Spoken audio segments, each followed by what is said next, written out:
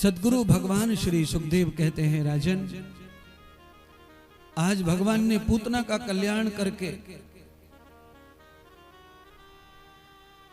यह सिद्ध कर दिया कि भगवान के शरीर की अवस्था कुछ भी हो, अगर वो त्रिलोकी नाथ हैं तो उनका बालपन क्या, किशोरपन क्या, युवापन क्या और वृद्धपन क्या, उनकी अवस्था तो उनके अधीन है।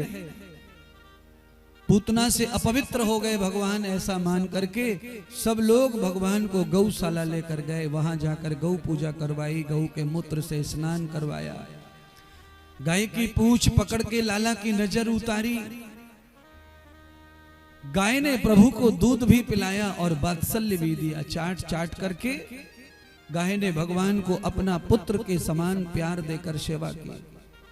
जिन गायों की रक्षा करने के लिए गोविंद पधारे हैं अपने लोक से पृथ्वी लोक पर, आज भगवान ने सबसे पहले अगर कुछ ग्रहण किया है तो उसी गौ माता का दूध ग्रहण किया, जो भगवान के पास गई थी, हमारी रक्षा करो, हमारी रक्षा करो।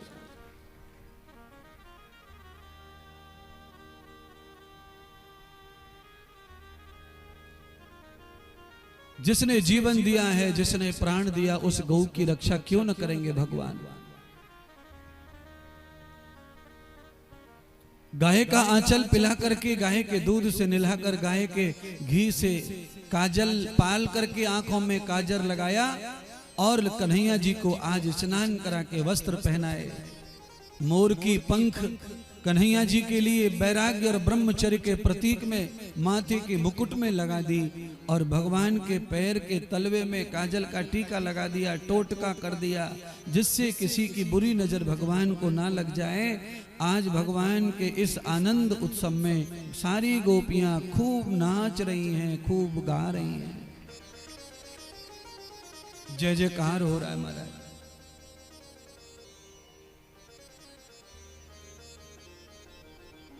एक महीना भगवान का बीता ऐसे, और एक माह के बाद भगवान के लिए आचार्य गर्ग जी को बुलाया, उनका नामकरण संस्कार करने के लिए। गर्गाचार्य ने दोनों बालकों का पवित्र नाम रखा, बलराम कृष्ण।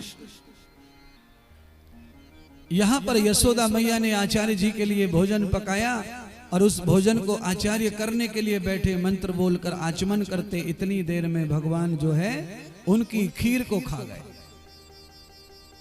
आचार्य जी के नेत्र खुले, देखा मेरी खीर गायब, कौन खा गया। गर्गाचार्य चिल्लाने लगे, अरे ओ यशोदा, आज मेरा धर्म भ्रष्ट कर दिया किसी ने, मेरी थाली झूठी कर दी, मेरी खीर कोई खा गया।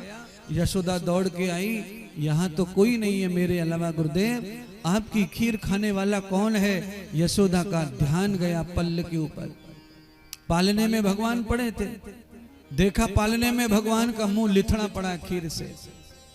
अब तो हैरान होगी यशोदा मैया, ऐसे कैसे हो सकता है। दूसरी थाली परोसी, आचार्य दोबारा भोजन करने लगे, भोजन का आचमन किया, प्रभु का गीत गाया, प्रभु को भोग लगाया। भगवान कहने लगे, अरे ब्राह्मण बार बार भोग लगाता है और मैं जब खाने आता हूं तो चिढ़ता है। चल, मैं समझ गया कि तेरा नियम पक्का है मुझे भोग लगाने का, इसलिए आज तेरा दिन आखिरी है, तुझे अन्न में ही ब्रह्म का दर्शन होता है। चतुर्भुज नारायण थाली के भोजन में प्रकट हो गए और ब्राह्मण को दर्शन करा दिया अपने रूप का।